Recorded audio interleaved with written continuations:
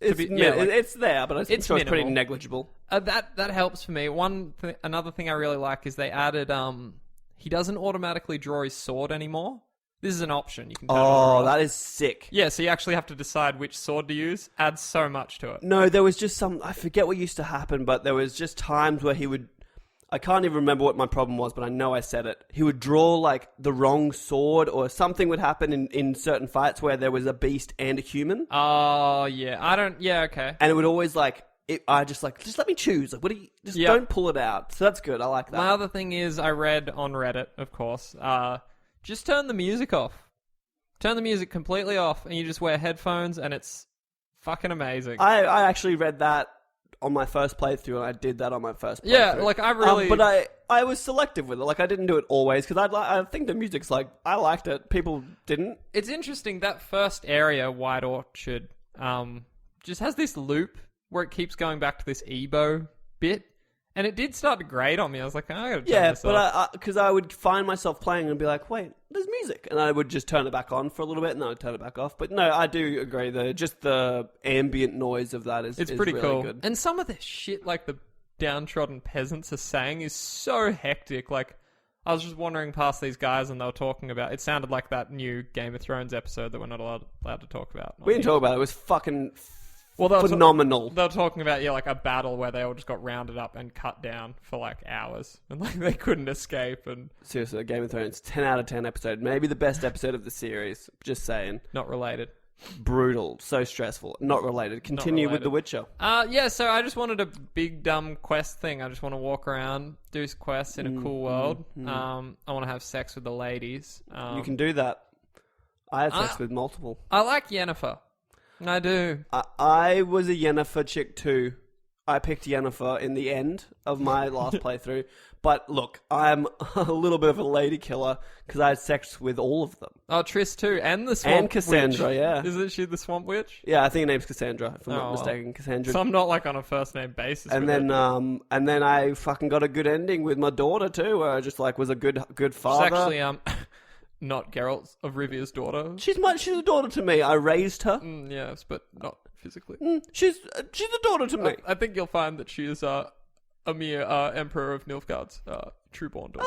Yeah, but that's not really what it's about. I'm not talking about like a blood relative. I'm more talking about like, to me, like I raised her, you know? She's mine. She's not my blood, but she's my kin, which I think's more powerful. Also, so there's like 20 free DLC that you can just add to it. Like, is it armor packs and stuff? One is for Ciri, and she actually looks like a proper Witcher now, which is sick. It's not like just revealing clothing, although that's there too. If you want it. That's kind of weird though, because she's kind of like my daughter. Not for her.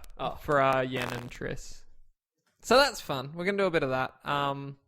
My thing is, so Blood and Wine, Hearts of Stone. Just meant to be bullshit good. Hearts of Stone is 10 hours of content. Supposedly bigger than some games. Yeah. It's high level stuff, level 30 plus. I'm interested to see it because they say it's like more light-hearted, and it sort of shows Geralt as not just a cold fucking murdering monster that he normally is. He's a Witcher. They do take his emotions away, dude. So like, but he's still sort of got him a little bit. Yeah, well, he does love his daughter, and he does love fucking his banging bitches. chicks. Yeah. And then of course that unicorn. Yeah, I don't know about the unicorn. Blood and Wine too is just meant to be fucking immaculate. It looks so good, so colourful, like it's a France as opposed to the England that they're in.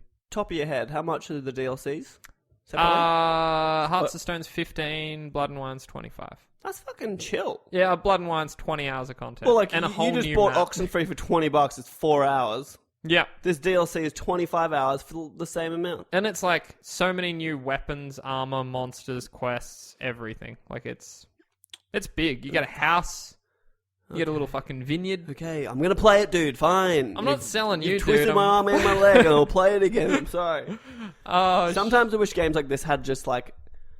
it would be fun if we could just be witches together, you know? That would be interesting.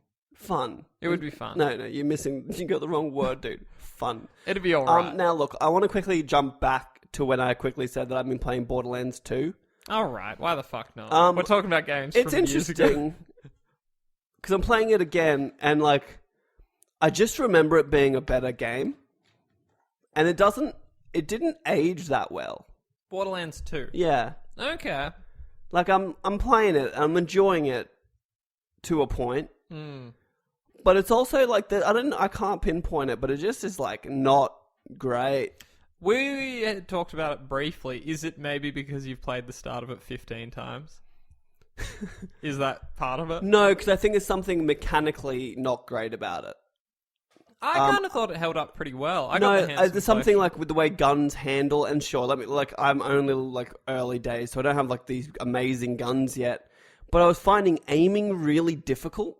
Like, I was like, am I even hitting shit? Like, is this doing anything? That's kind of it, though, isn't it? Like, I guess so. I don't know. I'm just so used to, like, Overwatch. When I shoot shit, I know I'm hitting it, and it's an old game. It does what I do. So when did Borderlands 2 come out? And it doesn't... 10? Did they it's not a remaster. It was just, like, a re-release. Because it doesn't look good. No, it was a remaster, but nothing else done under the hood, I don't think. Like, it was just they upscaled it to 1080. I'm pretty sure, yeah. And that was it. Yeah. Like, it doesn't look very good. Interesting. But, Interesting. That's just me. And like, the art style is what it is, but I just didn't. I don't know. I was just playing. I was like, this is not what it used to be in my mind. We've moved on. I bought the Handsome Collect. Excuse me. Had a little. I think what's happened is the loot shooter has changed at a base level in the new console cycle, because we've got Destiny and we've got the Division.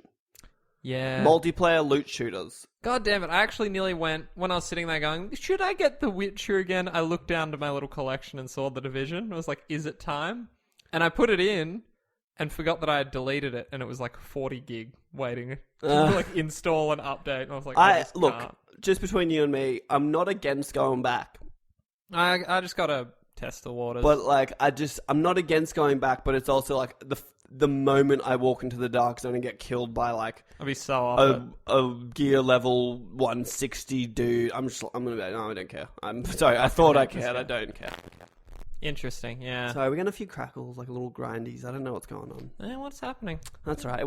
They're not bad. They're just annoying me. Mm-hmm. So just something. We'll never figure it out. Should we move into the news? We're already running long, and we're fucking talking about trash.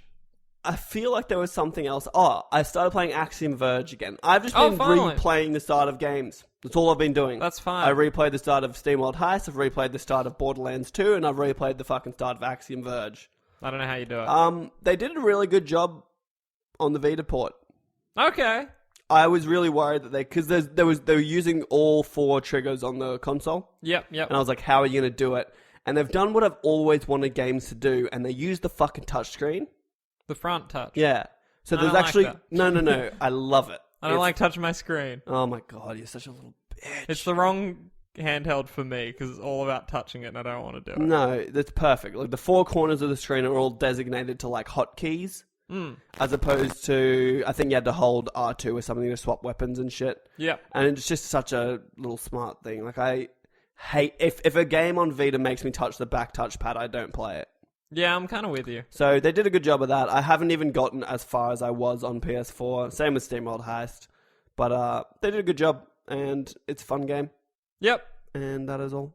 That is all. I have to say. Oh, I played Downwell too. It's too small on the Vita. My qualm. No, Continue. I love it on. No, it's I love too it on small. Vita. It's too small. I play it on both, but I prefer it on Vita. It's too small on the Vita. Well, you're wrong. You know you can hold the Vita sideways.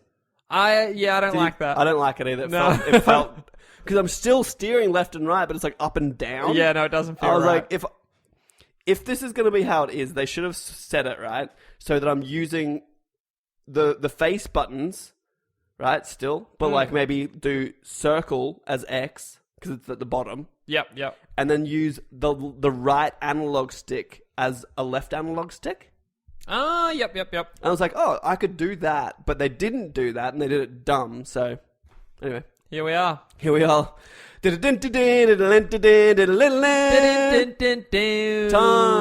for the news we care about. In an interview with The Guardian, PlayStation President Andrew House has revealed that the reason they confirmed the PS4 Neo ahead of E3 2016 is because they didn't want fans to be disappointed by its absence. Quote, The point of confirming the existence of PlayStation 4 Neo and the bare bones of the plan last week was about not disappointing the fan base, who had obviously come to E3 with high expectations of all kinds of announcements. And from past experience, the worst thing you can do is disappoint and pull the rug away from people. That's why we went out last week and said, yes, it does exist, but don't expect to see it at E3. I think it was the right thing to do. End quote. PS4 Neo wasn't at E3 because Sony is waiting until they can show people the new hardware as well as the full range of experiences that can take advantage of it. As House explained, Sony decided to create the PS4 Neo in order to keep people from moving towards high-end PCs before the generation is over. They also wanted to give 4K TV owners something to use while the content catches up. Yeah. Do you don't have the quote about Xbox in there? How he was surprised that Yeah, they'd yeah. announced it. Not with that story, no. After their backlash from announcing the PS4 without a box. I read it. Do you remember the specifics? Something about that. It was like, I'm surprised. It's surprising to see them announce it a year out without anything to show. When we got such backlash for showing, like, announcing a PS4 but only having a controller to show people. Interesting. And they were like, "Where's the box?" Yeah, because that was a big deal. It's there, and I hope they're going back to the drawing board. I'm scared Because I think they're in trouble with this. Because with all the details we're getting, if this really is just like a slightly better PlayStation that can support 4K, and there's no VR support apparently, like not in the box. We still need the VR. Well, yeah. No, but that's fine. That's just so they don't have to skew another whole like VR system as well. Yep. Because otherwise, they're like, all right, well, this is this, but it's only for the Neo, and this is this, but you have to have this one for the PS4. But if you have a Neo, you need this and this. Like, it's just to not confuse people, I think, which is fine.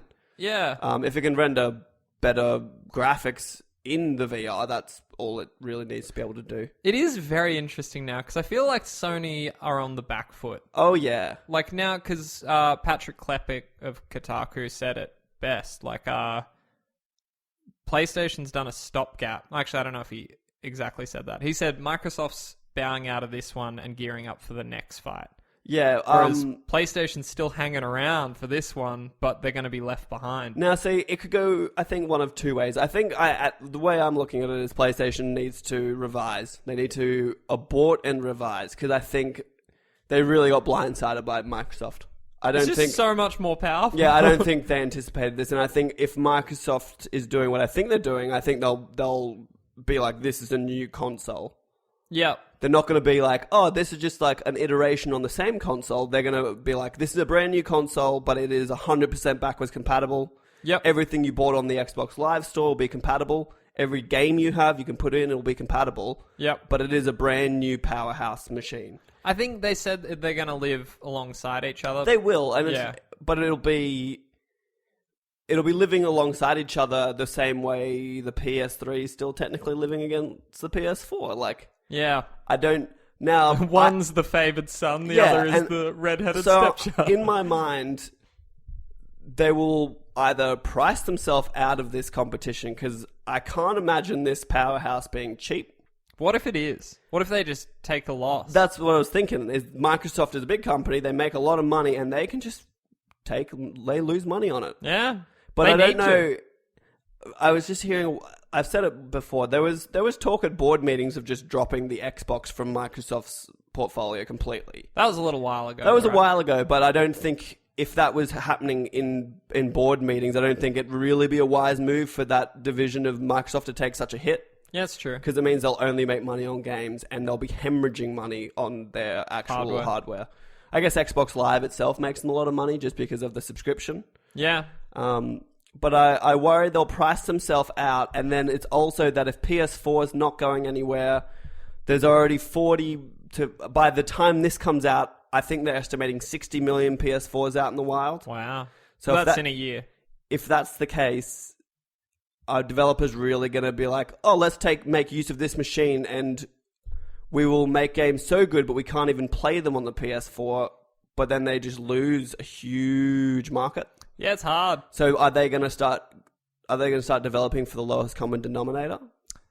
Yeah, it's funny. Like, I'm really interested to see the way it goes, because on the other hand, what's to say, like, some of those 60 million aren't going to pick up this new, way more powerful machine and just play that